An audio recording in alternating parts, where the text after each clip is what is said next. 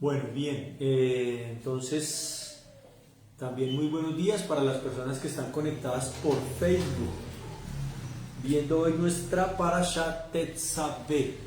Hemos hecho ya la lectura y venimos al tiempo de las reflexiones. Pónganle cuidado. Vamos a empezar con el Brit.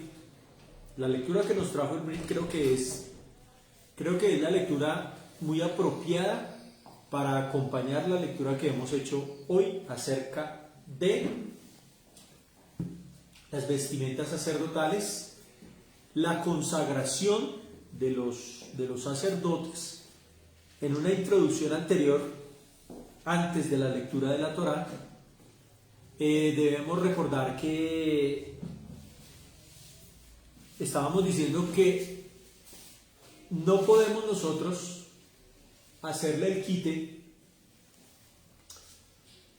a la responsabilidad como sacerdotes, ¿cierto? ¿Se acuerdan? No podemos hacerle el quite, porque esa responsabilidad la hemos adquirido ¿a través de quién? Esta mañana estábamos recordando que la teníamos a través de Yeshua. ¿Por qué? Porque Él fue el cordero del sacrificio para así nombrarnos reyes y sacerdotes de su pueblo. Por consiguiente, entonces, esta parashá no la podemos decir, solamente es para las personas que sirven. No, eso compete para todos, porque todos tenemos la sangre del Mesías en nuestros corazones, en nuestras vidas. Entonces, por eso muchas veces, lo que pasa es que hay personas que se relajan, ¿no?, con lo que la palabra quiere decir y con lo que la palabra trae para confrontarnos, o bueno, para darnos la responsabilidad de. Miren, anoche precisamente estaba hablando con Ivonne acerca de a mí, que es una de las cosas que siempre me ha llamado a mí la atención con respecto de la palabra del Señor, es que dice que sus sacrificios son perpetuos, o sea, para siempre. Y resulta y pasa que son para siempre. ¿Por qué? Porque Él es el que los establece. Y resulta y pasa que pues al día de hoy ese mandamiento no se podría cumplir, pues porque no hay templo, ¿cierto? Esa sería la fácil de decir, no, eso no se puede cumplir porque no hay templo. Pero un momento, la palabra del Señor dice ahí que son perpetuos, o sea, con templo o sin templo son perpetuos, existen para siempre. ¿Y por qué el Señor les estaba dando la trascendencia por encima del templo? Porque estaba colocando al Mesías Yeshua para que Él nos diera la oportunidad, o sea, para que todo quedara más abierto a la humanidad, no solamente para el pueblo de Israel, sino para toda la humanidad, a través de Yeshua. Entonces, esa es la ventaja tan grande que nosotros tenemos, y el compromiso. Miren, uno es el que adquiere compromisos con el Eterno. Uno no necesita que lo empujen, no necesita que le pongan un revólver enfrente para decir usted tiene que cumplir con. No, todo lo acepto y deseo yo hacerlo. Nace de mi corazón el servir al Señor, ¿cierto? Entonces, cuando yo tomo la actitud de servir al Señor, me estoy convirtiendo en sacerdote. Entonces, al día de hoy vemos que ese pacto o esa ley se sigue cumpliendo. ¿Por qué? Porque a través de la sangre del Cordero, que hemos sido llamados reyes y sacerdotes, hacemos la perpetuación de esa promesa de lo que el Señor estaba declarando, de que esos sacrificios iban a ser perpetuos. Miren, y por la Torá sabemos que más que un templo, más que un sacrificio, el Señor está tratando de llegar a un corazón, a un alma. Eso es lo que Él quiere, llegar a un alma o a un corazón, pero un corazón y un alma que esté, ¿qué?, dispuesta a recibirlo. Porque el alma que no lo quiere recibir, pues sencillamente no hace lo que el Señor está pidiendo. Entonces, ayer estábamos por ahí mirando el significado de los nombres y me dio risa no me dio risa, sino me pareció simpático. Porque yo nunca había buscado el significado de Carlos, mi segundo nombre, Juan Carlos. Y entonces decía que habían dos significados, pero pues ahí se podía uno escoger el que quisiera. pero Carlos venía siendo así como el pegado con Dios. Algo así, yo, wow, bonito el nombre. Pero eso no viene a eso, no viene tanto a eso. Me acordaba era porque la parashá precisamente de hoy nos va a hablar de esto mismo, de la estrechez que yo tengo con el Señor, con el Eterno. Miren, lo hemos hablado durante todas estas parashot. Entre más estrechos estemos con el Señor, mayor bendición van a tener nuestras vidas. Entre más alejados y desobedientes seamos de la Torá, pues más vamos a estar alejados de la voluntad y de la bendición del Eterno. Entonces, ¿eso quién lo decide? Mi corazoncito. Mi corazón es el que decide si quiero estar cerca o lejos de las bendiciones del Señor. Entonces, ¿yo soy el responsable de quién?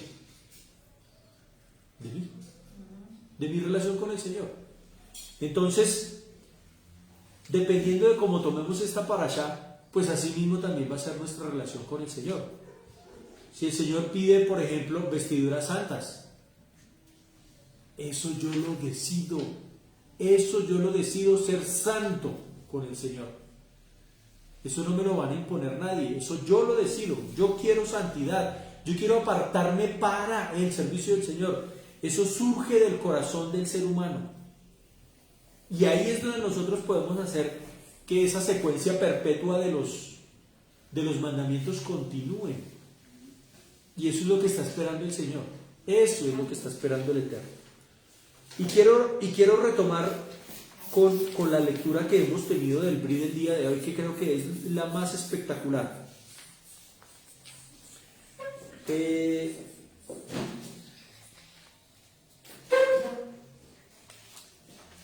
Amor, ¿me haces un favor? ¿Me recuerdas la primera cita que vimos? Primera de Pedro, ¿qué era? Primera de Pedro 2.9, era la que habíamos visto. ¿Listo? Y vamos a mirar entonces, la cita de hoy del Brit fue Mateo 5, 13 al 20. Mateo 5, 13 al 20. Pero vamos a tener una lectura adicional en Primera de Pedro 2, primera carta de Pedro, capítulo 2, del versículo 9 y 10. Pero vamos a empezar aquí con el Brit que leímos hoy. Dice: vosotros sois la sal de la tierra, pero si la sal se desvaneciere, creo que este versículo lo hemos leído una cantidad de veces, pero de la cantidad de veces, ¿cuántas veces hemos hecho esa introspección? ¿Cuántas veces lo hemos introducido al corazón? ¿Cuántas veces hemos tenido que reflexionar si realmente soy sal de la tierra por lo que el Señor ha pedido conmigo? Dice: ¿con qué será salada? Vosotros sois la sal de la tierra, pero si la sal se desvaneciere, ¿con qué será salada? No sirve más para nada, sino para ser echada fuera y hollada por los hombres. Este versículo me parece que es tremendamente, y está declarado por palabras del mismo Yeshua. Nos lo están recordando sus discípulos, declaradas por el mismo Mashiach. La sal es algo que preserva. La sal preserva, la sal no sala, la sal preserva. Entonces, por eso es tan importante el significado que el Señor le está dando en este momento a cada uno de nosotros, que somos la sal de la tierra. Bueno, yo creo que soy sal de la tierra. Yo no sé cada uno de los que nos están escuchando o están atentos ahí, si se sienten como parte de la sal de la tierra. Y dice: si la sal se desvaneciere, ¿con qué se desvanece la sal? Con el agua. Si la sal se desvaneciere, ¿con qué será salada? Pues ya no sirve. La palabra del Señor también nos dice: la luz del mundo. La luz del mundo. Dice: vosotros sois la luz del mundo. Una ciudad asentada sobre un monte no se puede esconder, ni se enciende. Y es que es cierto, o sea, cuando uno va de viaje, lo primero que uno ve es el pueblito cuando está allá en la montaña, ¿no? Cuando vamos para Casillas, Villavicencio, siempre tenemos que ver primero el pueblito. ¿Cuál es el primer pueblito que vemos de aquí para allá en la lomita? Chipaque. Y después bajamos y miramos y nos encaramamos un poquito más en la carretera y ¡pruna! Encontramos y decimos: uy, allá está UNE.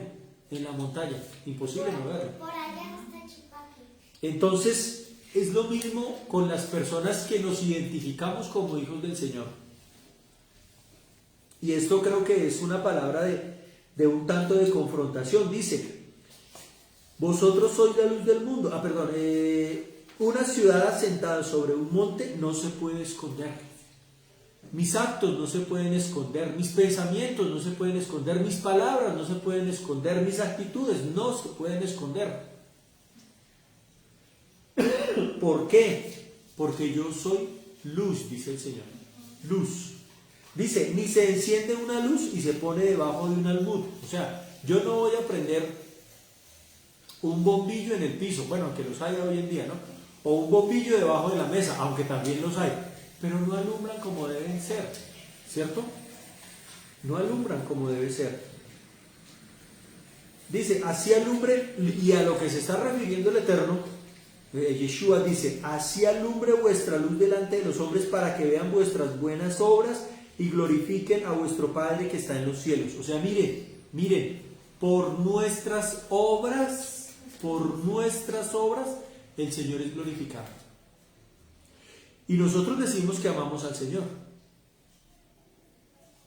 Y nosotros decimos que bendecimos el nombre del Señor.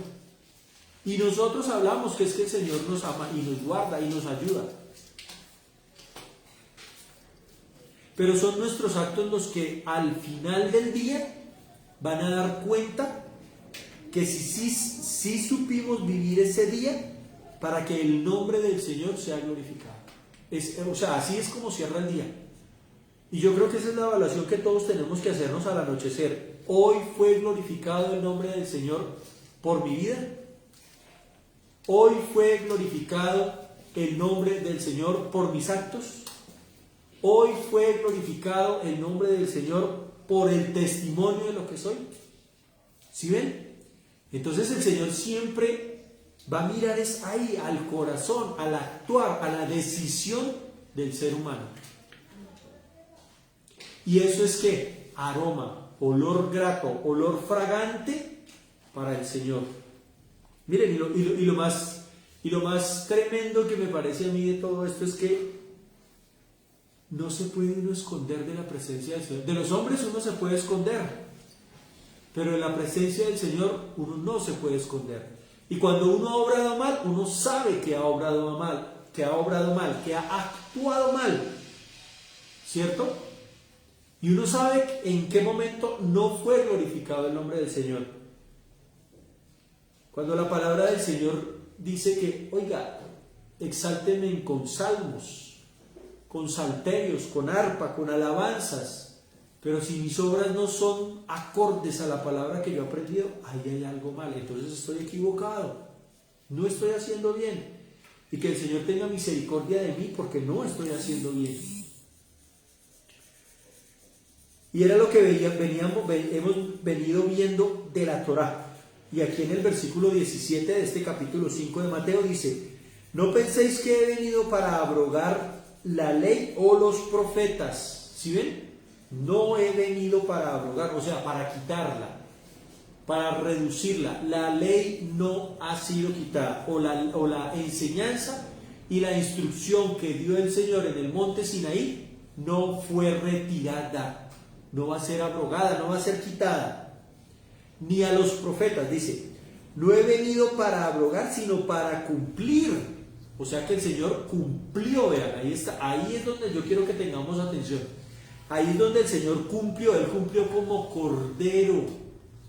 Su sangre es la que nos está habilitando el día de hoy, su sangre preciosa, cuando fue derramada en el madero y que nosotros la aceptamos. ¿Se acuerdan que cada uno de nosotros dijo, Señor, yo te acepto hoy en mi corazón y derrama tu sangre para que mis pecados sean cubiertos?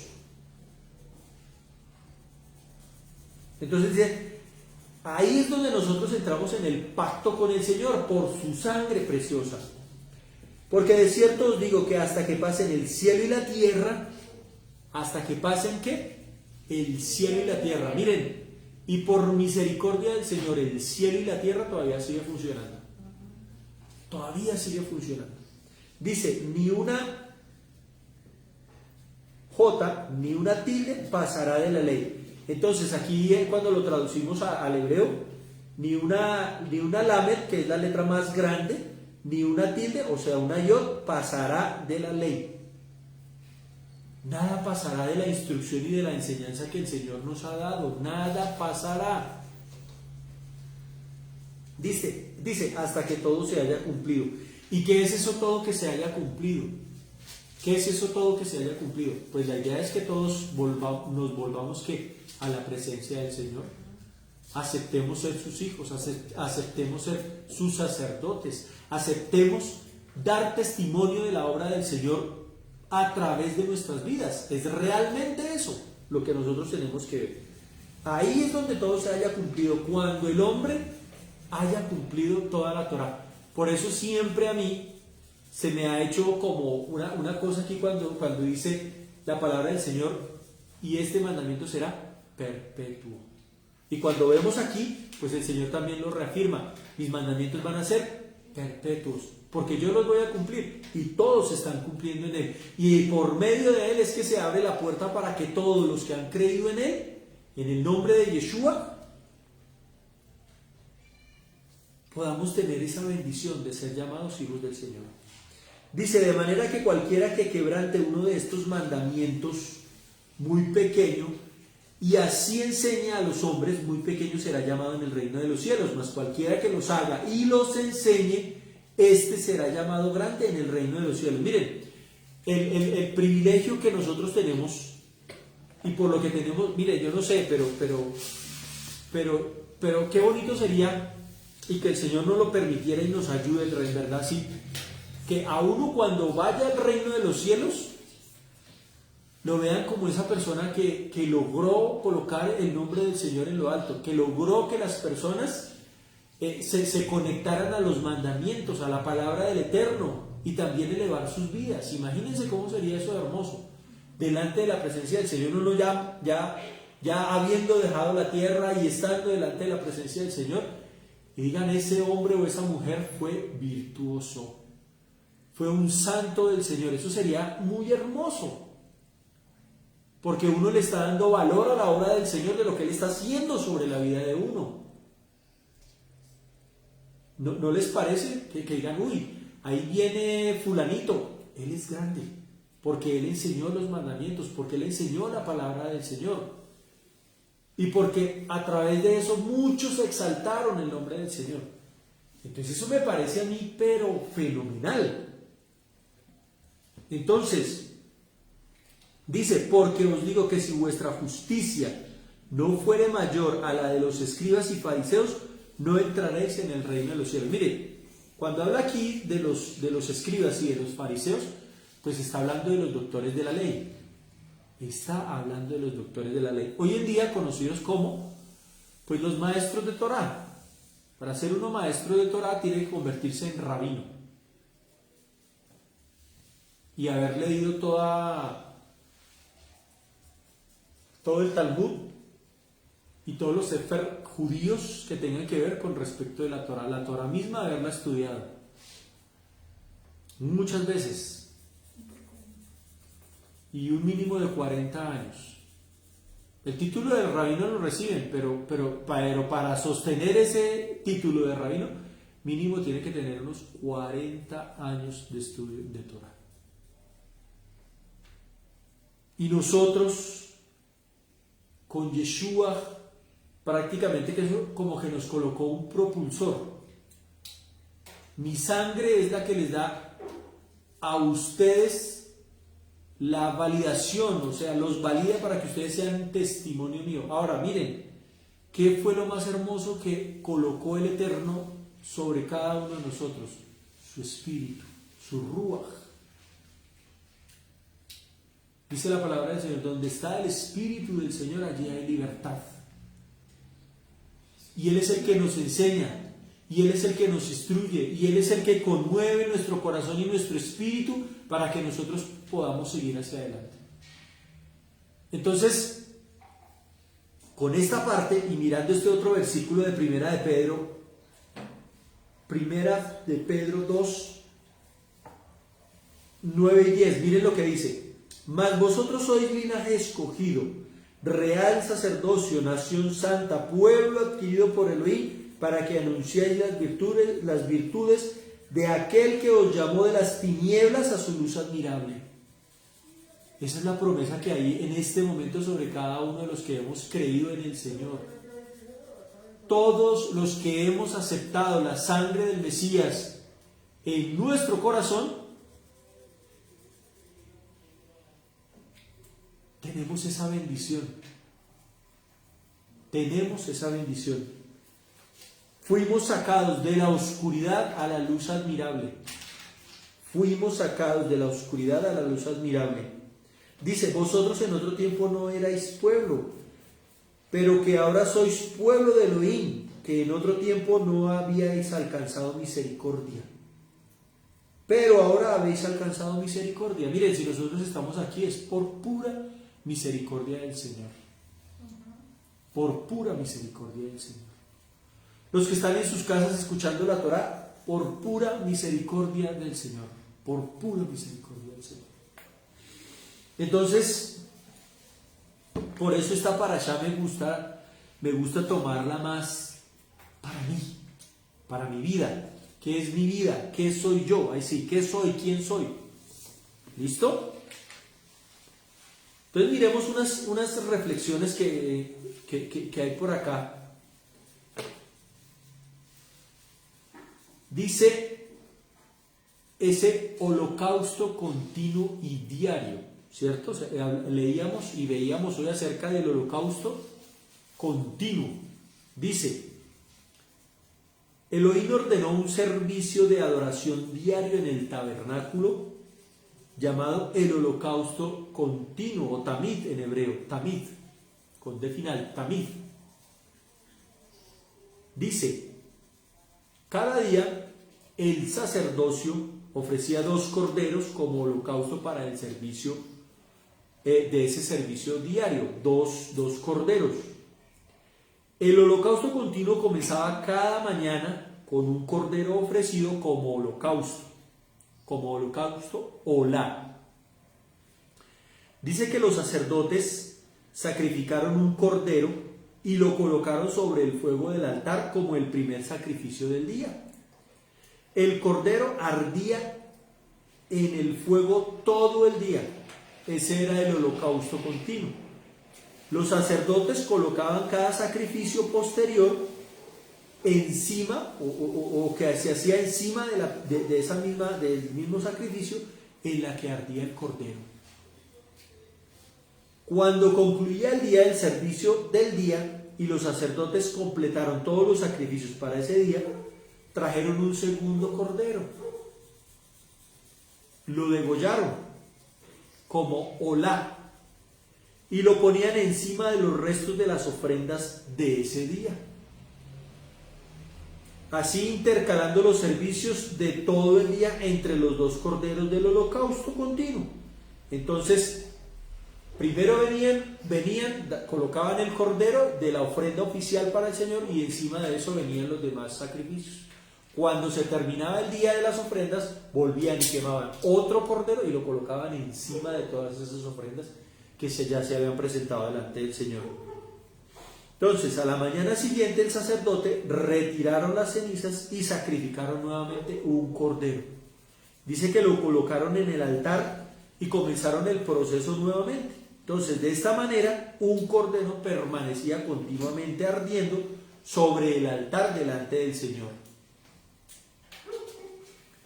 Entonces, cuando nosotros vemos el holocausto continuo, está estableciendo un patrón básico, como la función más básica y regular del tabernáculo y el templo.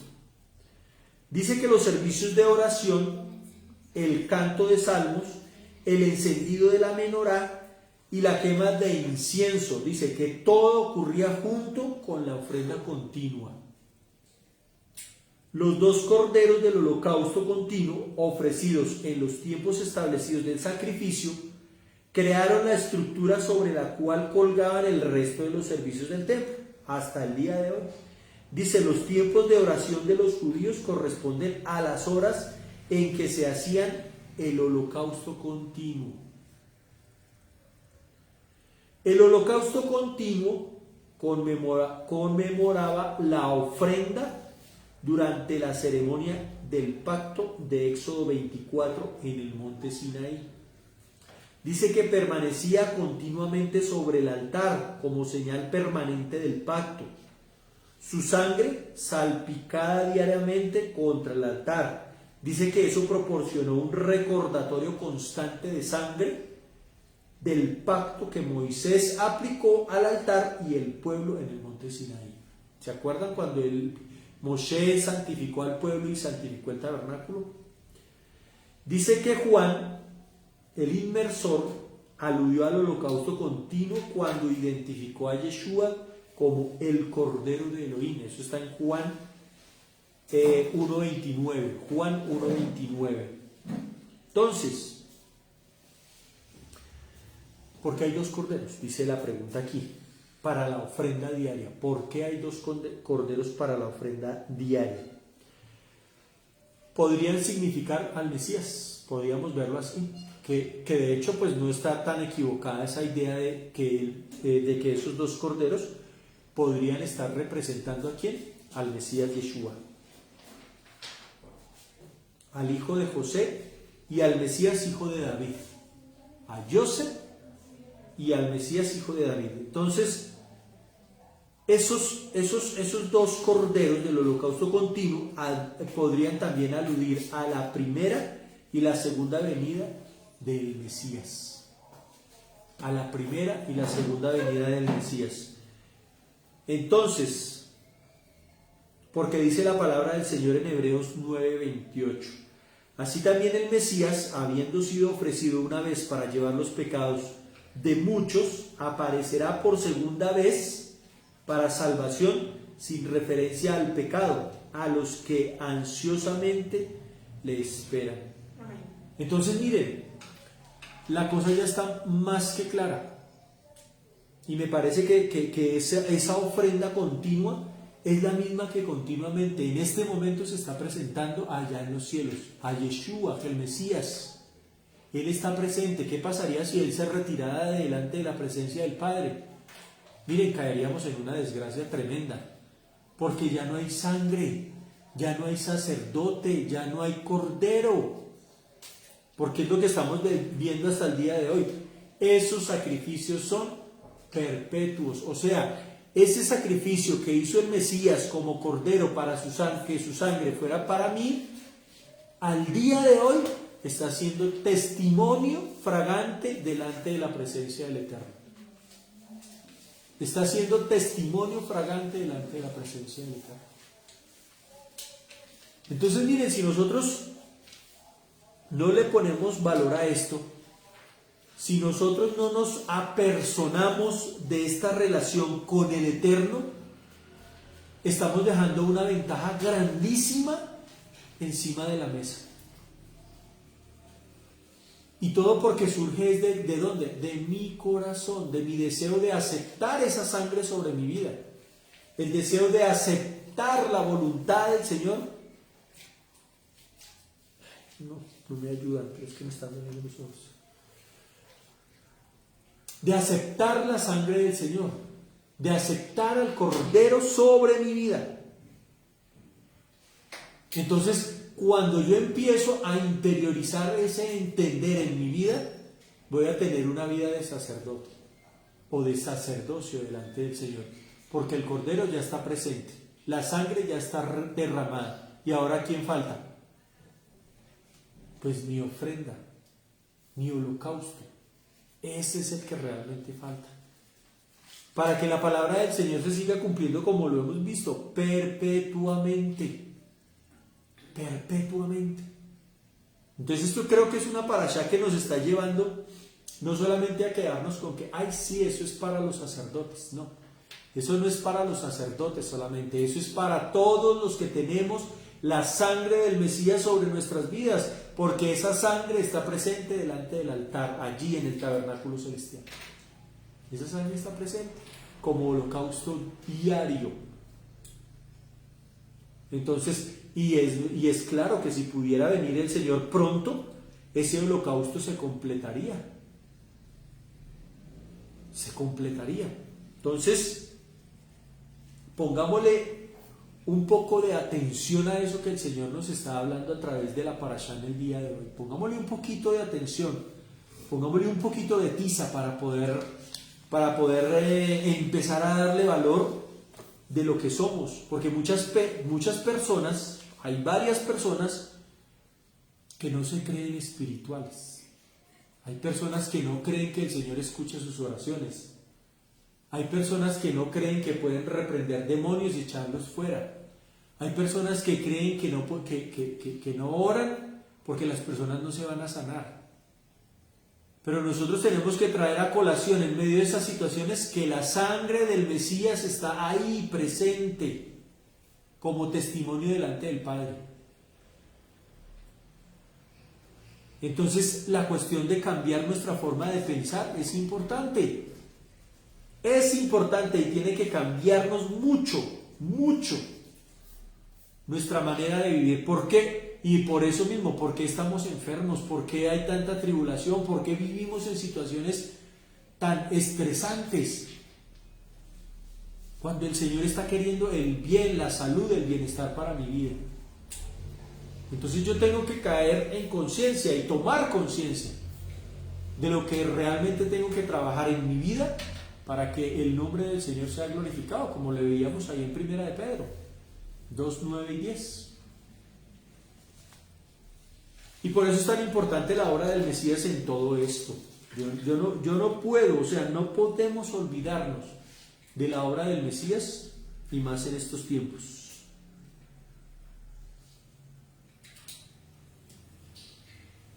Cuando nosotros miramos también otra parte que es importante, es acerca del judaísmo y el cristianismo.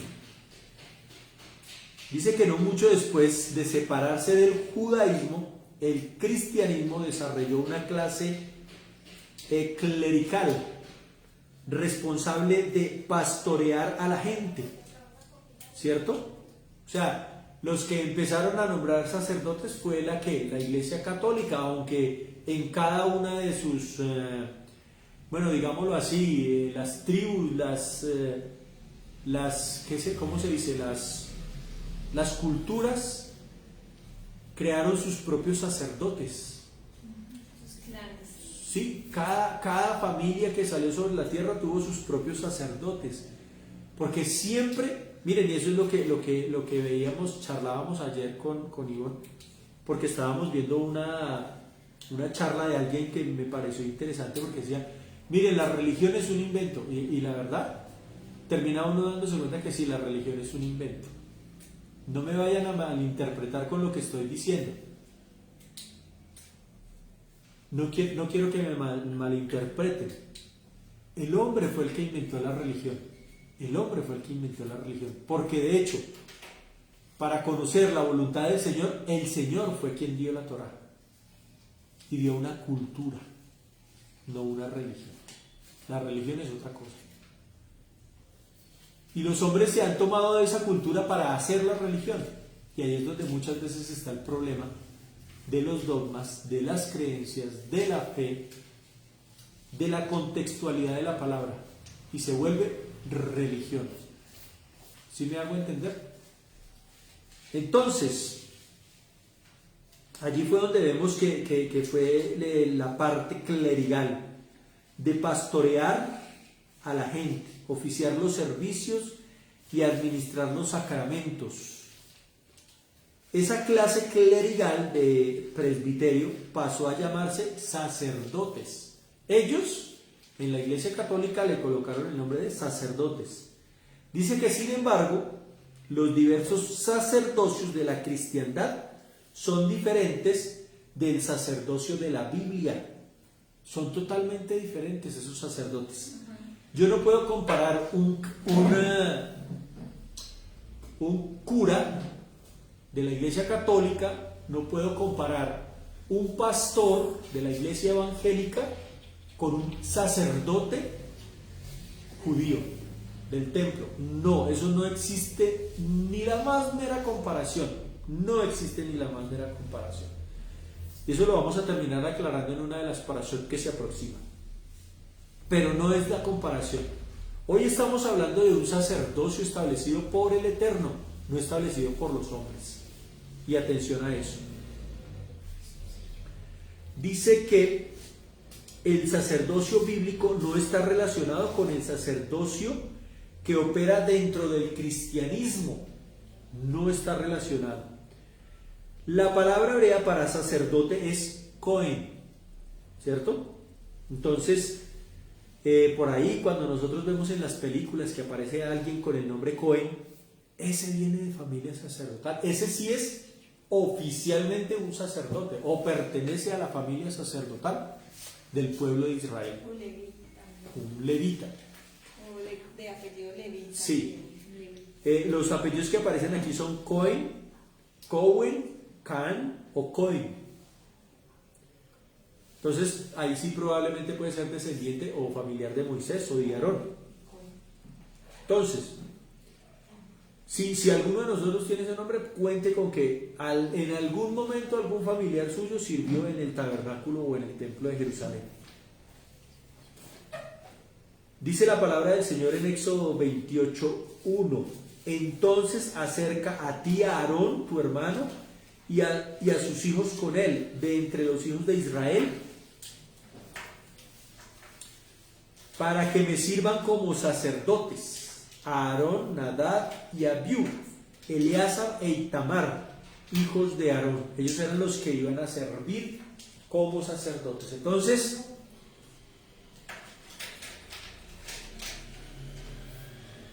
creo que ahí se baja una cantidad de títulos,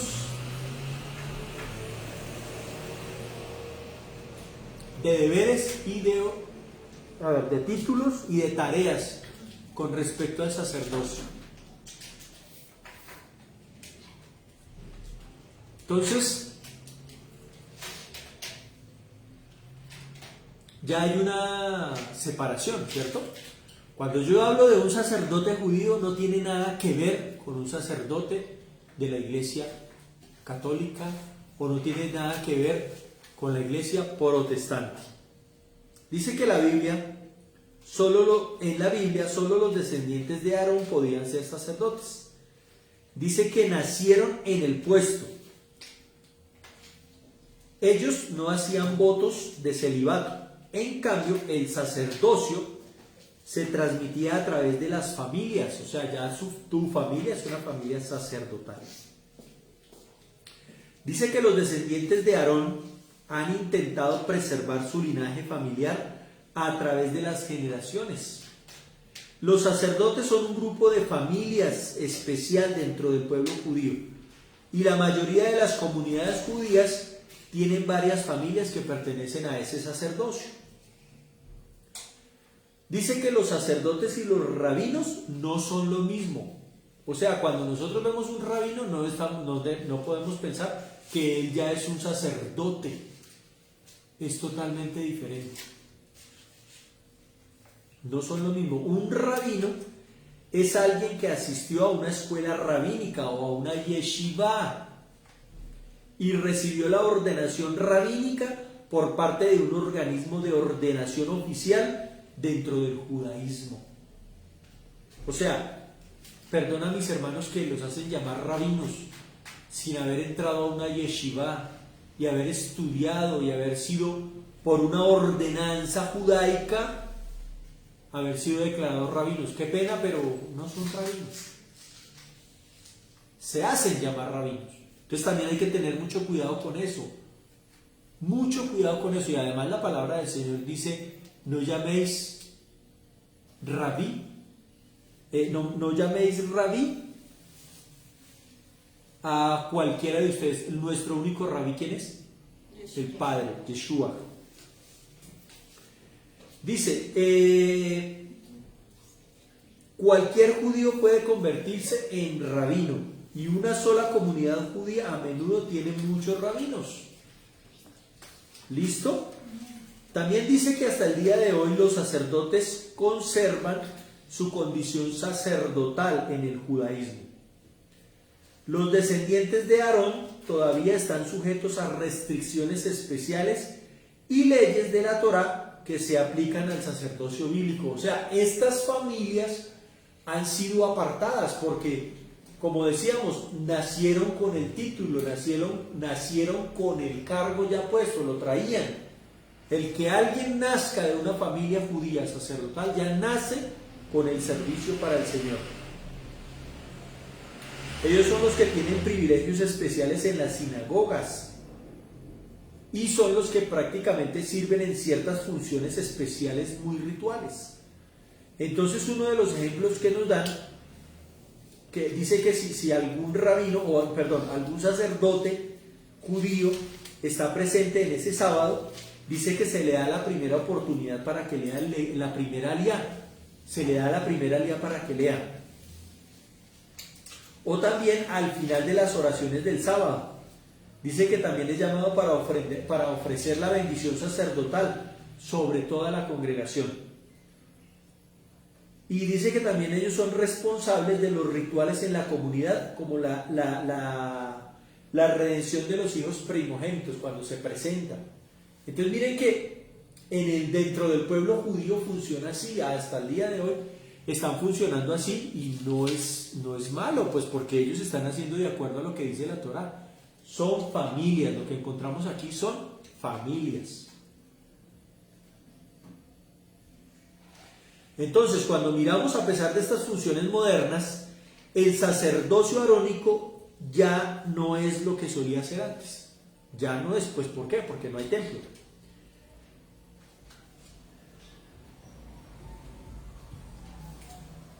Cuando estaba el templo, el sacerdocio era un componente primordial, ¿cierto? Crucial en el servicio a Elohim. Eran responsables de los servicios de la adoración. Ellos manejaban los sacrificios y cuidaban los fuegos del altar, encendían la menorá, quemaban el incienso sagrado, horneaban el pan de la presencia, hacían todo el servicio del tabernáculo. Llevaron a cabo el servicio divino en nombre de toda la nación de Israel y además eran responsables de enseñar la Torá a toda la gente. Eran los responsables. Ese era el trabajo del sacerdote en ese tiempo.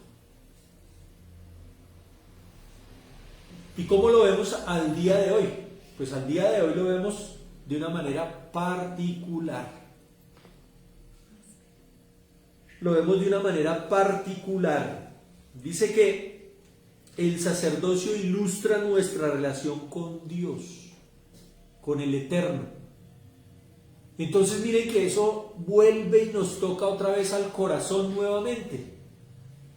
Vuelve y nos toca al corazón nuevamente. Mi relación, ¿cómo está mi relación con el Eterno en este momento? Mire, tómese un instante para pensarlo. Tómese un instante para pensarlo. ¿Cómo está mi relación con el Eterno hoy? Tómese un instante. Ahí. Un minuto. Y medite. Un minuto. A ver, vamos a meditar un minuto. A ver, ahí. Cierre sus ojitos. Y hágase la pregunta, ¿cómo está mi relación en este momento con el Eterno? Un minuto, a ver.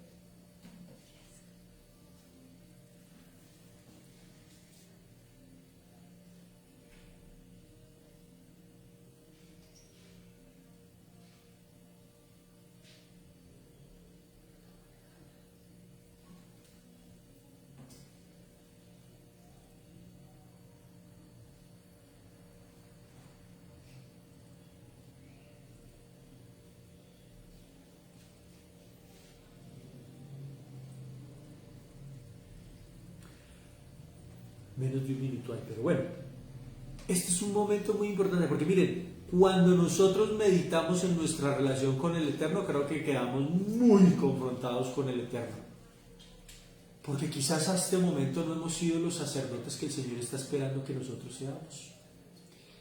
Hemos sido desobedientes, hemos renegado, nos hemos cansado de la palabra del Señor. No podemos sentirnos como personas únicas y exclusivas delante de la presencia del Señor porque nos hemos contaminado con el pecado. ¿Sí ven? Entonces ahí es donde el Señor ya nos pone en una situación, mira, Yo te amo y quiero que te acerques a mí con santidad, como sacerdote. Entonces, como el israelita común en los días del tabernáculo, no podemos entrar directamente a la presencia del Señor. En cambio, necesitamos un intermediario. Un intermediario. Tanto en el tabernáculo como en el templo, los intermediarios se llamaban sacerdotes. Y ellos fueron los que facilitaron la relación entre el Eterno y el pueblo de Israel. Ellos fueron los que facilitaron esa relación. Entonces, de manera similar, nosotros, los que somos discípulos o los que nos decimos llamar discípulos del Mesías, de Yeshua, consideramos a nuestro Salvador como nuestro intermediario con Elohim. Él es el intermediario que actúa como sacerdote para nosotros en ese templo celestial. Sin embargo, el sacerdocio de nuestro Maestro es espiritual y no reemplaza el sacerdocio mundano y eterno prometido a los hijos de Aarón. No lo reemplaza. Dice que los sacerdotes han estado sin trabajo desde la destrucción del templo, pero dice que también podría volverse a trabajar si el templo alguna vez es reconstruido. Los sacerdotes esperan la reconstrucción del templo sagrado de Jerusalén, cuando serán llamados nuevamente a ese servicio. Y también estamos seguros que un día lo serán, porque Jeremías dice en una promesa de Elohim de restaurar el sacerdocio arónico. Dice que está inseparablemente unida a su promesa de enviar al Mesías davídico.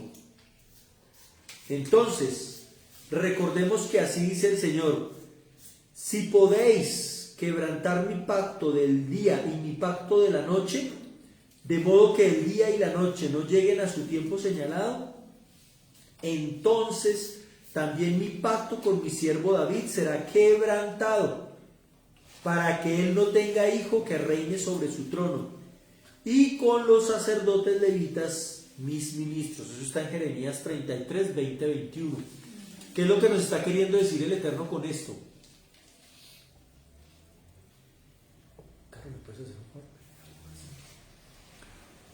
¿Qué es lo que nos quiere decir el Eterno con esto? Que Él ya colocó ese sacerdote perpetuo por la eternidad.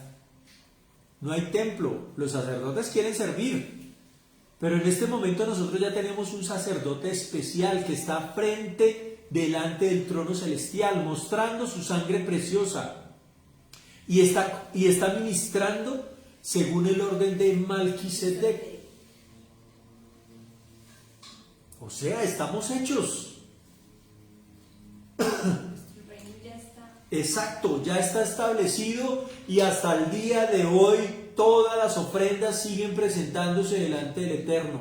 Su necesidad, nuestra necesidad, nuestra alabanza, nuestra dedicación delante del Eterno, eso se está viendo allá, porque ya hay un sacerdote presente que es intermediario entre el Eterno y nosotros. Ya está. Entonces, ¿sí ven?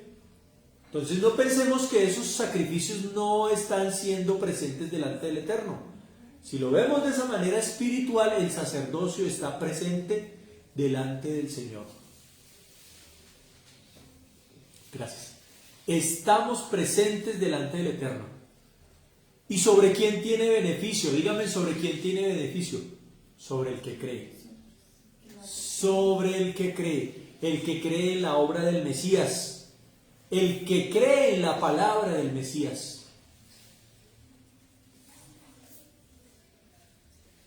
Y si miramos nosotros esa parte del Mesías como sacerdote, pues vamos a empezar a descubrir que ese sumo sacerdote judío con las vestiduras sagradas, el tzitzit, ¿cierto?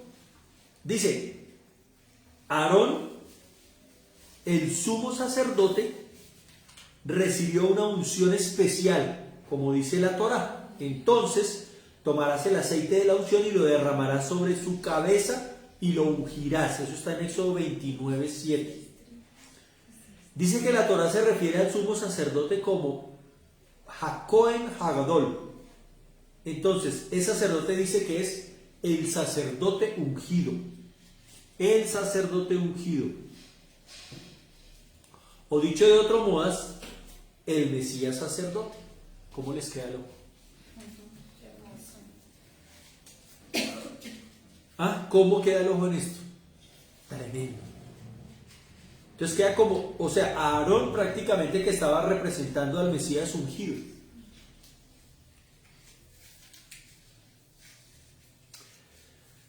La Torá hace referencia a 3 oficios que recibieron una unción simbólica con aceite. Dice, los sacerdotes, los profetas y los reyes. Ellos fueron los que recibieron esa unción simbólica, ¿cierto? Y resulta que funciona, cuando miramos esto, Yeshua mismo funciona en los 3, porque Él es sacerdote, porque Él es profeta, porque Él es rey.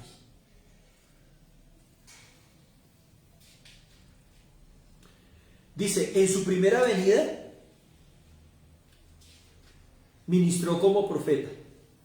Después de su resurrección, ascendió a su sacerdocio según el orden de Malquisedec.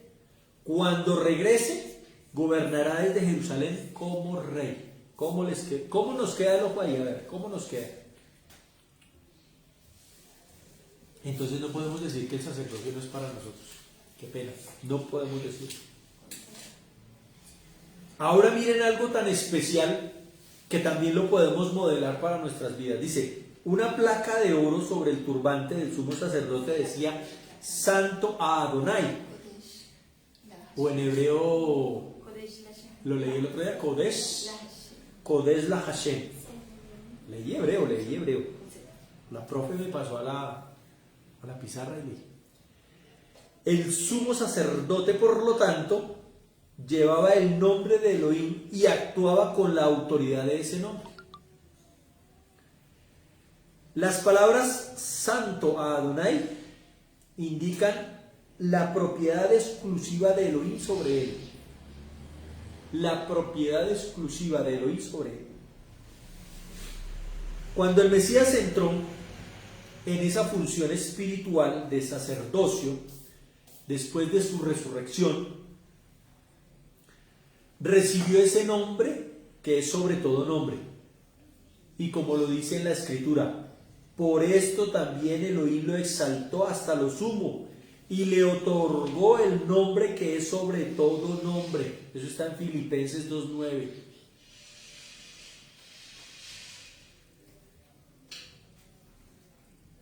Los pecados de los hijos de Israel profanaron ritual y espiritualmente el santuario, porque Israel pecó, así como nosotros también pecamos. Y también estamos profanando ritual y espiritualmente el santuario y todo el mobiliario. Dice, el sumo sacerdote ministraba ante Elohim en el nombre y la autoridad de Elohim, quitando la inequidad de Israel de la presencia de Elohim dentro del santuario. Aarón y los sumos sacerdotes después de él lograron esto a través del servicio de sacrificio diario y las ceremonias anuales de purificación de Yom Kippur. Entonces, a pesar de que el pueblo fallaba, a pesar de que el pueblo cometía errores, a pesar de que en el mismo santuario se hacían cosas indebidas, los sacerdotes presentaban esa ofrenda de Yom Kippur para ser ¿qué? Perdonados. Era el clamor que se colocaba delante del Eterno para pedir una oportunidad más. Para pedir una oportunidad más. ¿Cuántas veces el Señor a nosotros no nos ha dado una oportunidad de poder restituir? ¿Cuántas veces? Yo creo que siempre lo ha hecho. Siempre Él nos ha tenido mucha paciencia. Entonces, de esa manera similar, Yeshua ministra en nuestro nombre, en el nombre y la autoridad de su Padre. Él es el que intercede por nosotros, quitando nuestras iniquidades delante del Eterno. Y no en un santuario terrenal, sino en ese santuario celestial. Ese es el verdadero sacerdocio del Mesías. Ese es el verdadero sacerdocio que nosotros necesitamos para poder ser librados del pecado, para poder ser lavados del pecado y para ser purificados por el nombre del Señor. Entonces, eso me parece genial.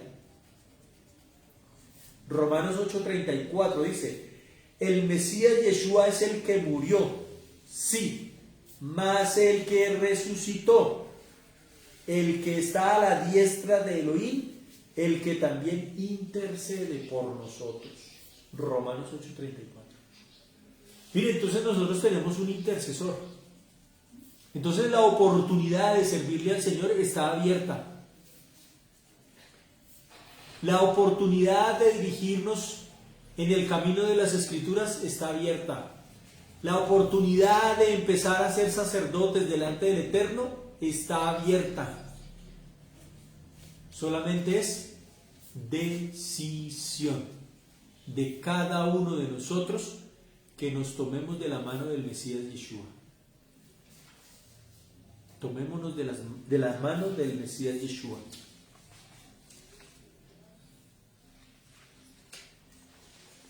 Y ahora rato estábamos haciendo el ejercicio de una reflexión, ¿se acuerdan?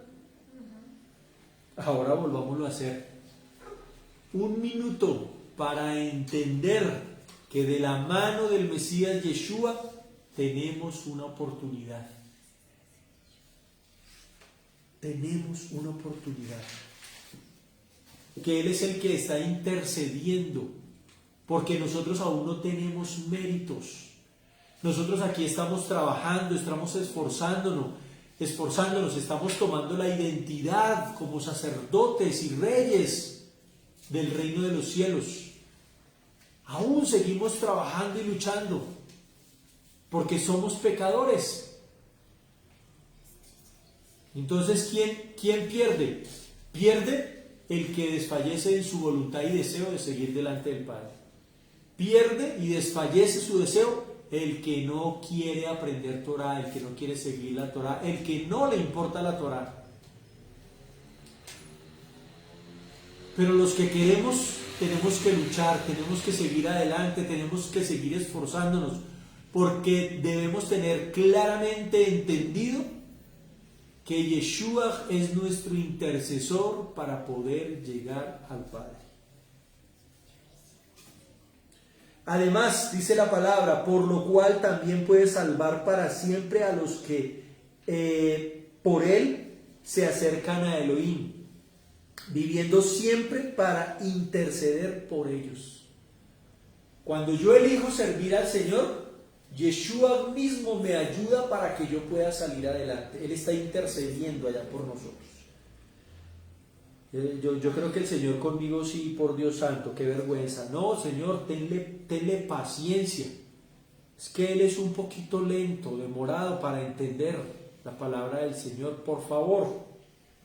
Es que Él es muy ansioso, Señor, por favor, tenle un poco de paciencia. Es muy afanado, todavía a 50 años y no ha aprendido a tomar buenas decisiones, Señor.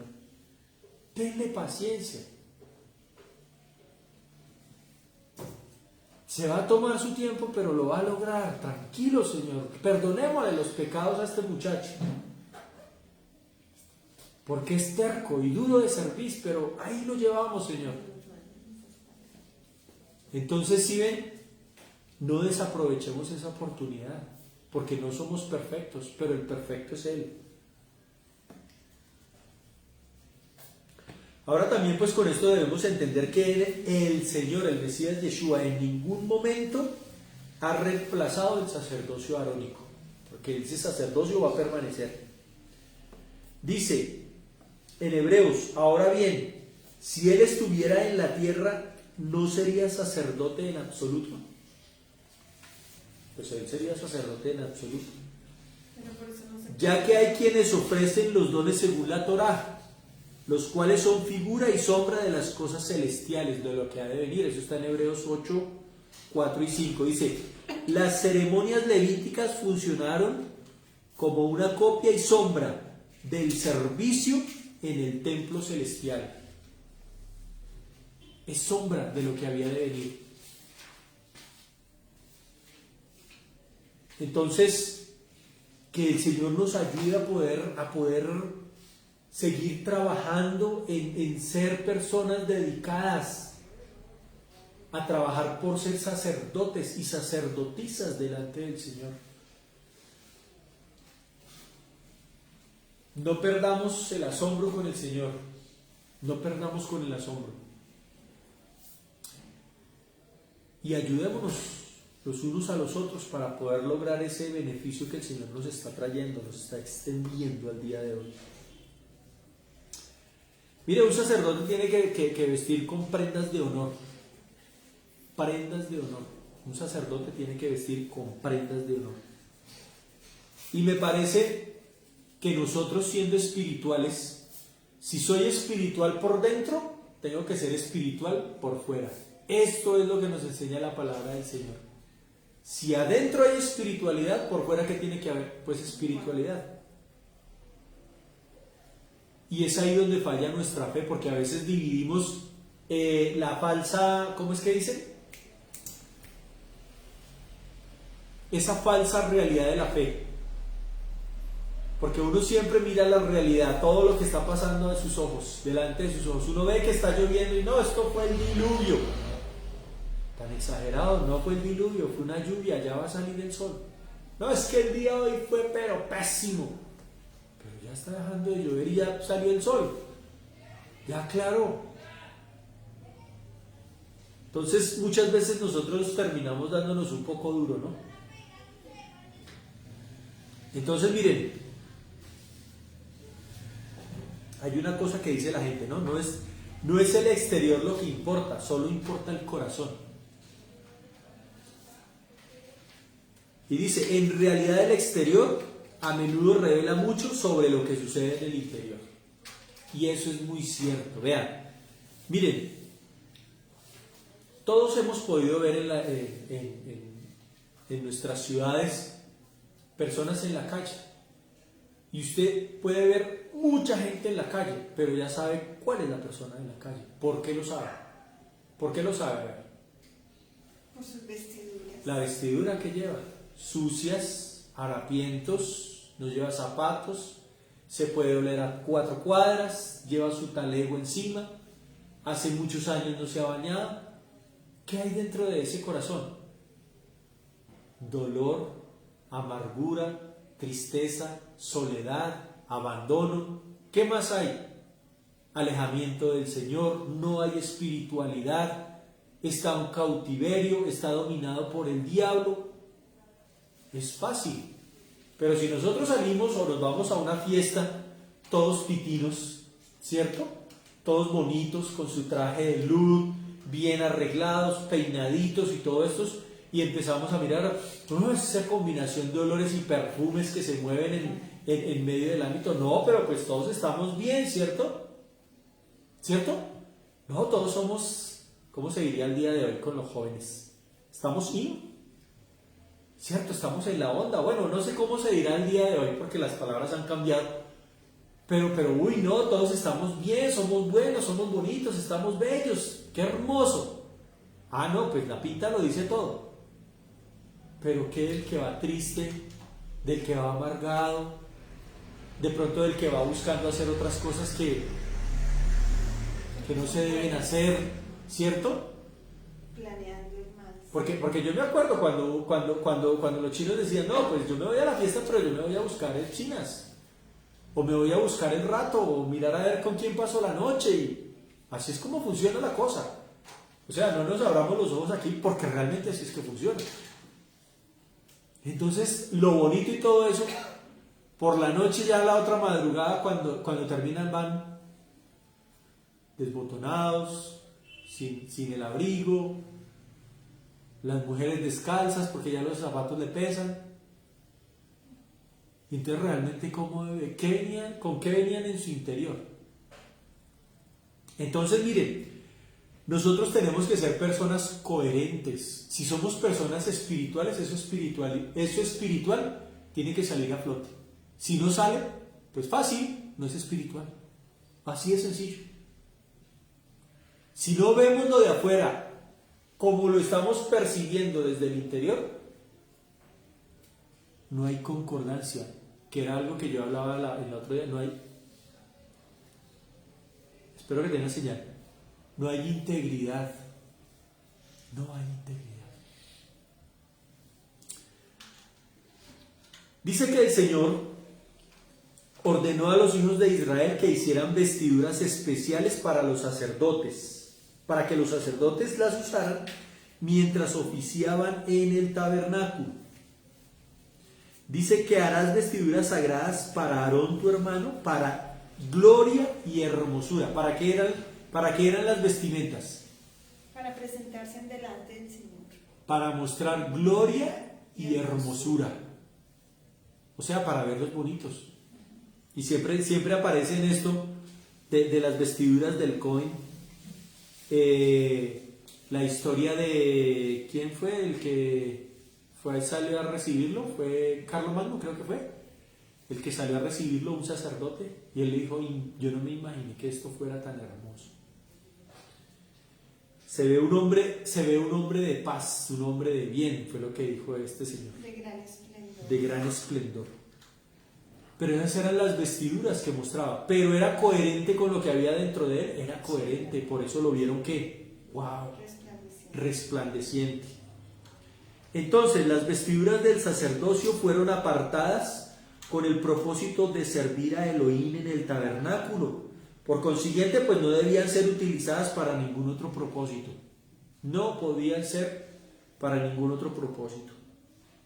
Miren, en esta parashá, yo creo que en una de las parashot más adelante que nos vuelva a tocar esta, si el Señor no ha venido, podríamos mirar me pareció hermoso, del Midrash, y bueno, hay otros apuntes, cada una de las cosas que representa la vestidura sacerdotal, y es una característica de la persona, que le moldea sus emociones, sus pensamientos, su visión, su sentir, o sea, hace que la persona sea una esencia espiritual, que eso es lo que anhelamos muchos.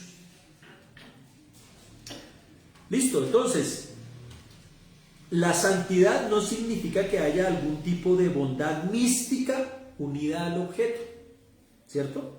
Eso no significa la santidad. No significa que haya algún tipo de bondad mística o alguna cosa que está sobre él así, ¿no? O persona o lugar descrito como santo. Simplemente significa que Elohim no quiere que se use para ningún otro propósito que no sea el suyo. ¿Qué es lo contrario de algo sagrado? ¿Qué es lo contrario de algo sagrado? Pues es algo que es normal. O sea que lo sagrado está por encima de lo normal. Las vestiduras del sacerdote no solo eran vestiduras sagradas, eran vestiduras de gloria. La palabra hebrea traducida como gloria es kibot o kibot. También significa honor. Gloria significa honor. Su significado de raíz está estrechamente relacionado con la palabra hebrea para pesado. Mire cómo va. Salimos de kibot, que es gloria, pasamos a su significado también, que es de honor, pero también vemos que está estrechamente relacionado con la palabra pesado. Miren bien, gloria, honor y pesado. Entonces, tratar algo a la ligera sería lo opuesto a glorificarlo. Eso es como cuando un amigo mío ve un carro, ve un Mazda 3, no, sí, un Mazda 3, chévere, sí, no, bonito. Pero pásele ¿cuál es el último que pasó ahorita? El BMW V8 no sé qué. Uy, sí, ese tiene por aquí, tiene iluminado el tablero, tiene puesto esto acá, las llantas son así, los cojines son reclinables, son de cuero, vienen así, Le especifica todo, ¿no? ¿Por qué? Porque es que es mejor el BM que el Mazda 3. Y porque tiene características diferentes. Y se ven.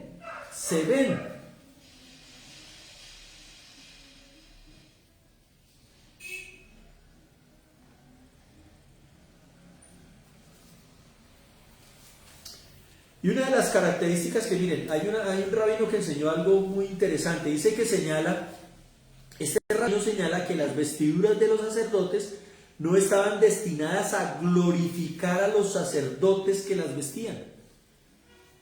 No era que ya el sacerdote entonces no, alabado y santificado, o sea, no, eran las vestiduras los que le daban ese estatus. En cambio, las vestiduras de los sacerdotes le recordaban al pueblo la grandeza de Elohim, que él podía ver sobre alguien y que sus vestiduras lo iban a glorificar. ¿Sí ven para dónde vamos? ¿Ya vamos entendiendo hacia dónde nos dirigimos? Entonces, cuando nosotros vemos las leyes de las vestiduras sacerdotales, ellas mismas nos están enseñando algunas lecciones muy importantes sobre la vestimenta. Por ejemplo, enseñan que la forma en que nos vestimos es importante para Elohim. La ropa puede traer honor o deshonra a Elohim. ¿Cómo te estás vistiendo? ¿Te vistes o nos vestimos para mostrar la gloria del Señor o nos vestimos para que nos alaben por cómo estamos vestidos? ¿Ah? Y me parece claro, ¿cómo nos estamos vistiendo al día de hoy? Si decimos que somos hijos y siervos del Señor, ¿cómo y de qué manera nos estamos vistiendo? Nos estamos vistiendo para que nos digan, uy, qué bonito estás. Uy, tan rico que hueles. Uy, eso te queda muy bien. O nos vestimos para que nos vean, oiga, este trae la gloria del Señor. Entonces, miren el concepto como lo debemos cambiar o como lo debemos ajustar. Yo me visto para que vean la gloria del Señor, no para que me vean a mí. Y eso me parece interesante. Bueno, yo creo que aquí las chicas tienen un poco de problemas.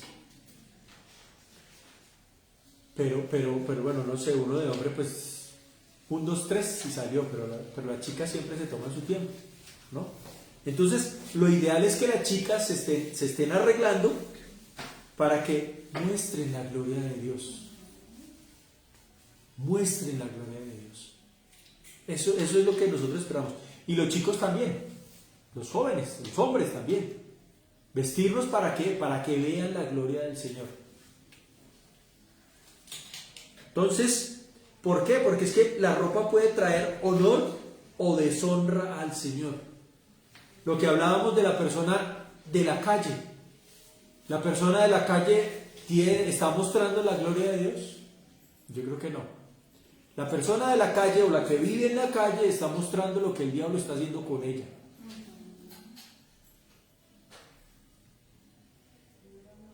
Entonces, miremos también nuestra forma de vestir, porque es importante.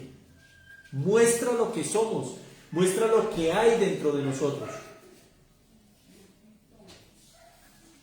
Entonces, por ejemplo, bueno, lo que pasa es que, a ver, ¿en qué me meto yo aquí cuando hablo de esto?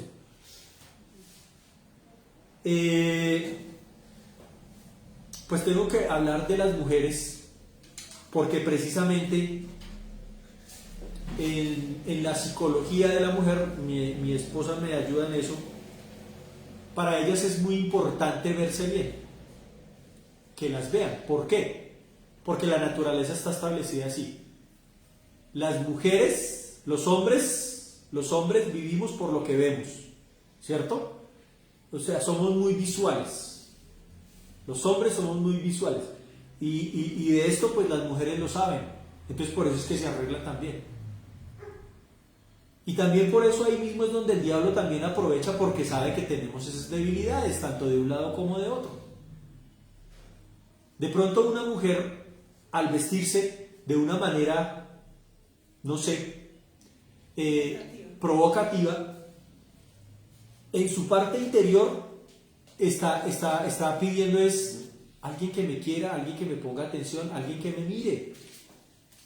Yo deseo eso para mí. Inconscientemente, para ella, no, normal, pues yo me puse este vestidito, yo, pues, ¿eso qué va a alterar a alguien o qué? No, no parece así. Pero resulta y pasa que no falta el que sí está mirando, o el hombre que esté mirando, y en ese momento cuando la mira es con deseo. Porque la pinta que llevaba estaba mostrando la necesidad de la chica. Y lo mismo el hombre también puede ser así, eso no es para un solo lado. Porque también las mujeres ven, ¿no ven? Y escuchan. Entonces, si viene el hombre perfumado, bien vestido, arreglado, voz profunda, hola nena, ¿cómo estás? ¿Me podrías dar la hora, por favor? Entonces, ¿qué pasa? ¡Wow! ¿Cierto? Y todo esto es proporcionado también por nuestra naturaleza. Y resulta que nos podemos confundir en mirar y en observar y en lo que estamos haciendo. Entonces por eso es importante que aprendamos también nosotros en nuestro carácter espiritual, forjarnos también en nuestra vestidura. Tiene mucho que decir. Miren, algo que me llama a mí la atención de esta parte es que el Señor les decía, mire, colóquense ropa que no muestre sus curvas, porque eso era lo que le decían. Sí. Póngase esas vestimentas porque con esas vestimentas no se le van a ver las curvas. Y el Señor sabía a lo que se estaba refiriendo. Ya está el hombre que manda. Por el mismo, y era el hombre, por el mismo esplendor que le daban las vestiduras a esa persona. Podía surgir la sensualidad. A eso lo lleva el versículo. Entonces cuando uno ve esas mujeres que se aprietan tanto, ¿cierto? Uno dice, y esos trajes tan chiquitos, pues eso no me ponga nada, porque si la idea es mostrar, pues ya mostró todo, ¿cierto? Entonces hay que tener mucho cuidado con eso. Y también ser reverentes.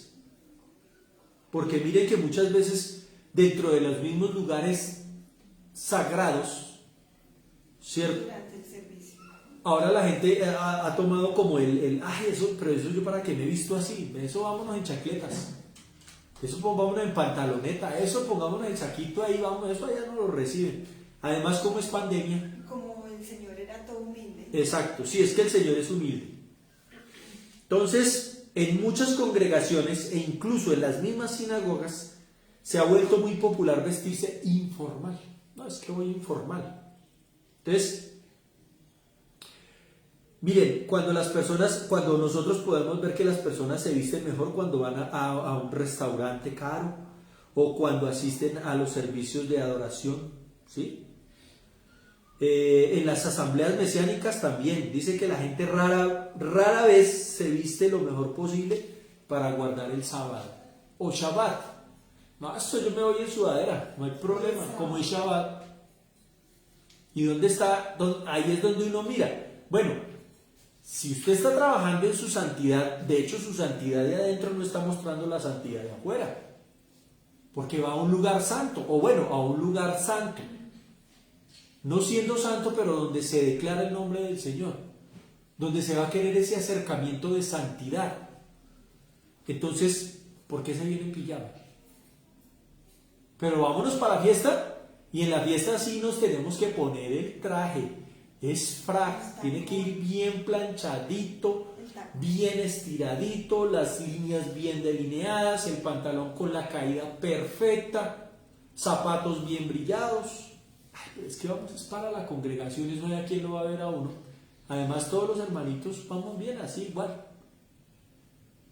Creo que en esa parte el Señor nos llama la atención y nos exhorta a tener cuidado en nuestra forma también de vestirnos, de presentarnos delante para de Él. Él. Sí, tenemos que tener mucho cuidado con eso. Dice, bueno, aquí dice, ¿no? Jeans y camisetas los sábados por la mañana, pantalones cortos en Yom Kippur. Pues yo no he visto el primero que lleguen a Yom Kippur con pantalones cortos. Siempre hemos tratado de tener nuestro pantaloncito, nuestra Aquí ropa no, bien. pero en otro lado sí. Pero hay lados, Porque ahora la moda entonces es el corbatín y la pantaloneta y los tenis. sí. Entonces, Entonces la ropa inmodesta que revela el cuerpo se hace alarde incluso en presencia del sagrado rollo de la Torá. O sea, sí es sagrado para cada uno de los que leemos. Dice que en la cultura occidental moderna se ha vuelto común considerar el vestido y las vestimentas como derechos inalienables, que son expresiones esenciales del individuo. O sea, usted con mi ropa no se mete, eso es el occidente. O sea, aquí, Sudamérica, Estados Unidos, estamos hablando de parte de la tierra. No, qué pena, pero tú con mi ropa no te metes. O sea, eso es de mi vida, mi personalidad, yo soy así.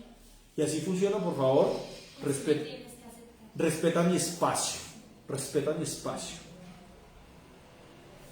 Ahora, es más, hemos adoptado algún tipo de piedad asumida al vestirnos. Ay, no, pero es que no hay problema, pues es que a él le gusta así. humildad.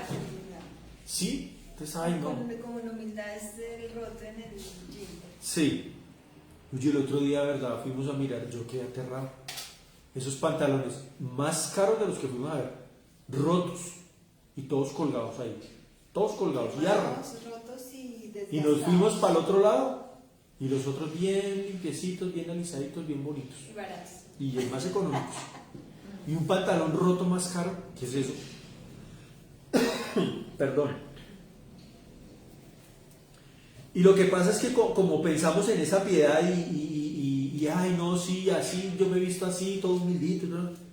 Entonces la manera como lo que nos quieren decir o algo así es que Dios no mira hacia afuera, el Señor mira hacia el corazón. Entonces lo exterior no debería importar. Pero es que aquí creo que podemos concluir con que todo lo que nos ha hablado el Señor es que si usted está bien por dentro, tiene que estar perfecto por fuera. Porque el Señor está haciendo cosas perfectas por dentro. Entonces eso me hace ser consciente de que yo no tengo que vestirme como un vagabundo. De que yo no tengo que vestirme con simpleza para venir a buscar al Señor. Qué vergüenza, somos así soy, así somos con el Eterno. Ay, pero es que ya es un garaje, ¿eso para qué nos vamos a vestir bien? No, tenemos que vestirnos bien, Toda la semana, decorosamente. Toda la semana en la oficina toca elegante, entonces pues el sábado sí me pongo mis chaguares. Y entonces siempre se lleva, y siempre se lleva lo simple. Ay, pero es que yo todos los días con vestido. Ay, pero es que yo todos los días en tacones. Ay, pero es que... Y en Shabbat. ¿Y en Shabbat también? No, yo hoy descanso, no hay que Shabbat. Y entonces ya le bajan el nivel de conciencia de santidad y moral. Y de prioridades e importantes. Exactamente. Entonces, sí, señores, el Señor está mirando el corazón, pero también mira cómo se viste usted. Qué pena, así lo es. ¿Por qué? ¿Por qué lo decimos? Por lo que hemos aprendido hoy del sacerdote. Y si nosotros nos decimos llamar sacerdotes, pues ¿cómo es su pinta? Su vestidura. ¿Cómo es su pinta? Miremonos entonces las pintas a ver cómo estamos. Que el Señor nos ayude porque de verdad que tenemos que corregir muchas cosas. Tenemos que corregir muchas cosas de nuestro vestir. Esto también sirve para mí. Esto yo lo acepto y lo tomo para mí porque muchas veces he aflojado un poco con eso. Pero sí, que el Señor nos ayude a mantenernos en cordura. Leo aquí, irónicamente aquellos que usan jeans y camisetas azules para el servicio de adoración parecen considerarse más intrínsecamente espirituales que los estilos que todavía se visten formalmente, porque asumen que su vestimenta casual refleja un corazón más genuino. Ah, entonces yo me vengo en tenis, yo voy a tocar guitarra ya porque como soy de la alabanza y pues no, es suave, no. Tenemos que cambiar esa forma de pensar también. Voy a tocar un instrumento para el Señor Y a cantar. y a cantar para el Señor. Entonces tengo que ser, ¿qué? Decoroso, porque es para el Señor. Miren, una vez a mí me sorprendió a alguien. Yo empezando en el mesianismo, me sorprendió, la verdad que me sorprendió porque yo no lo pensaba. Entonces, una persona muy humilde llegó vestidita, bien vestidita, su pantaloncito bien, con la línea bien caída, una camisa bien planchadita, bien decoroso, zapatos bien limpios y todas esas cosas. Entonces, en ese momento le tocó dar testimonio y decía, yo vine hoy porque yo quería adorar al Señor. Miren, yo trabajo en la construcción, yo soy constructor, yo construyo casas, construyo edificios. Y el trabajo no es fácil porque las manos se le vuelven a uno muy toscas. Pero yo sentí venir hoy tan bien delante del Señor que hasta me mandé a hacer un manicure para poder levantar las manos al Señor. Yo me quedé con la boca abierta, yo, un manicure para presentarse delante del Señor. El hombre iba en lo suyo, iba a buscar y a presentarse delante de la presencia del Señor, pero sabía que tenía que ir pulcro. Esto a mí me sorprendió, porque yo como levanto mis manos, yo me corto las uñas y ahí dejo, ya listo, salió, y eso que me quedan mal, y para levantárselas al Señor. Para Shabbat hay que estar preparado. Entonces miren, eso nace desde el compromiso de la persona. Del compromiso de la persona es que nace eso. Eso no nace por darle coscorrones y gritarle y decirle, mire, póngase esto otro. Si el corazón de la persona no lo quiere, no lo va a querer. Exacto. Esto no es por agradar a los hombres, esto no es por obligación, pero si esto es por mostrar una relación con el Señor. La verdad que yo creo eso. Yo hoy termino convencido de que es así. ¿Cómo me he visto yo? ¿Me he visto para que me miren afuera o para que me mire el Señor o para que la gloria del Señor se vea en mí? Ahí queda para que lo pensemos. Las leyes, termino con esto, qué pena con ustedes. Las leyes de las vestiduras sacerdotales prueban que Elohim mira tanto por fuera como por dentro. Y se preocupa por cómo se presenta a su pueblo a los ojos del mundo. Amén. La forma en que nos vestimos a menudo revela lo que sucede dentro de nosotros.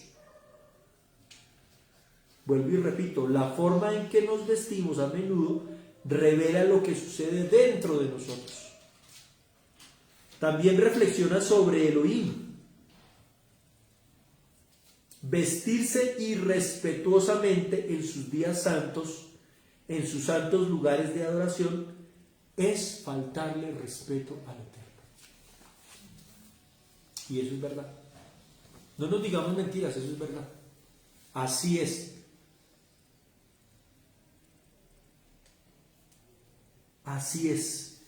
Entonces, yo hoy doy esta palabra colocándome a mí primeramente como persona que debo ser ejemplo. Y pues yo animo a todas las personas para que también entremos en este rol de aprender a ser sacerdotes. Y no podemos decir que no vamos a ser sacerdotes, porque la palabra del Señor nos lo demostró y que vamos a ser sacerdotes. Amén. Y que estamos en un funcionamiento de sacerdocio en nuestros hogares. Entonces, como no es con palo, no es con palabra, sino que tiene que nacer del corazón, entonces yo le ruego para que el Señor le ayude o nos ayude a que esta palabra que hemos aprendido hoy nos ayude a cambiar también nuestras vestiduras. Yo no digo que es que ahora vamos a vivir de lujo, no, pero vamos a vestirnos respetuosamente para honrar y respetar el nombre del Señor.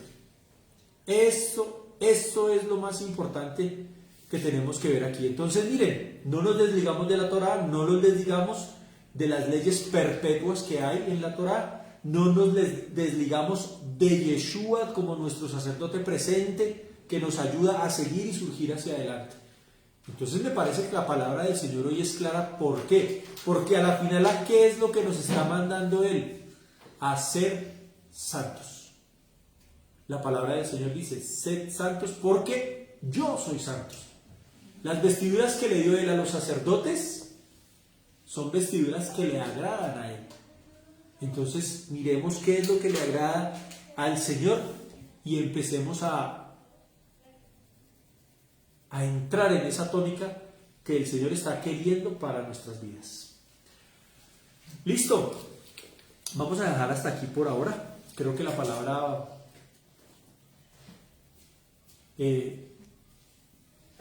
palabra estuvo espectacular. ¿Tú quieres decir algo?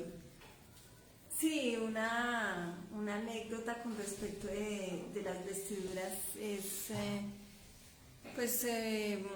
el testimonio que nos dan las mujeres del pueblo de Israel, que pues muchas mujeres virtuosas en Israel, en Jerusalén, que deciden estar en sus casas cuidando a sus hijos, no por eso demeritan su forma de presentarse diariamente. Entonces a veces uno dice, no, es que como estoy en casa, entonces yo no me arreglo.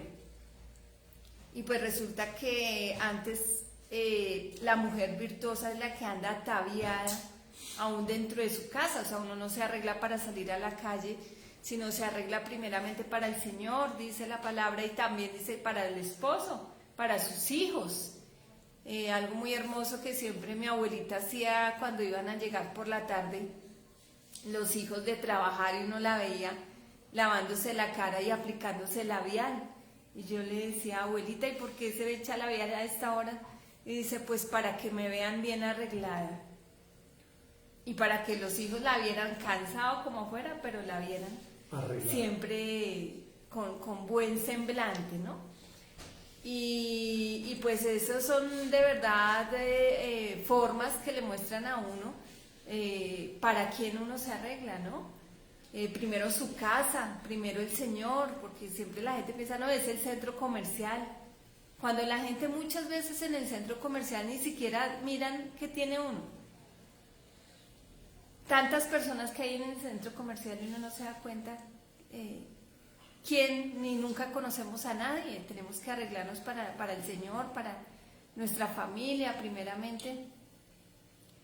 Y algo muy, muy tremendo fue lo que le pasó a Alison en este año, el primer día de clase, o la primera semana de clase, y ella llegó y pues ella se fue bien arreglada y le regalaron una blusa de cumpleaños lo más de bonita, bien ataviada, bien elegante, y ese día la confundieron con la profesora. Y todos llegaban y le preguntaban que si ella era la profesora. Entonces, definitivamente las vestiduras sí muestran y dan autoridad, ¿no? Sí, claro. La vestidura da autoridad. Entonces, hace unos días en el programa No Te Lo Pongas, llevaron a una muchacha porque no conseguía novio y ella llevaba años y años vistiéndose indecorosamente, mostrando todo su cuerpo. Y las amigas decían, es que ella no consigue novio porque es que las personas que la invitan a ella a salir pues no la buscan para nada bueno, no la toman en serio. Y le arreglaron todo su vestir y todo, y ella muy, muy resistente a eso, la vistieron muy decorosa, pero después hicieron un análisis y a los 3 meses ella volvió nuevamente a andar con sus vestiduras indecorosas, porque era su costumbre. Volvió a sus andanzas, pero pues realmente el análisis que hacían sus amigos era que pues con esas vestiduras nunca encontraba una persona seria que la tuviera en cuenta. Entonces las vestiduras realmente, o sea, cómo nos presentamos para cada lugar, cómo nos ven aún en las redes, qué fotos. Por lo general la idea es no poner fotos propias, porque además nos han advertido que es peligroso poner fotos públicas, ¿cierto? Nuestras, cómo nos presentamos, cómo nos tomamos las fotos, cómo indecorosamente o decorosamente. Entonces todo eso dice de nosotros en una hoja de vida, nos buscan en Instagram, qué encuentran de nosotros allí. O sea, todo eso dice de un hijo de Dios. Entonces, el Señor nos llama a andar en esa integridad, en ese cuidado. Y a eso es lo que nosotros siempre llamamos la atención a nuestra comunidad, para que podamos estar todos en esa unidad. Eso era lo que quería participar. Bueno, bien. Entonces, muchas gracias a todas las personas que nos han acompañado el día de hoy.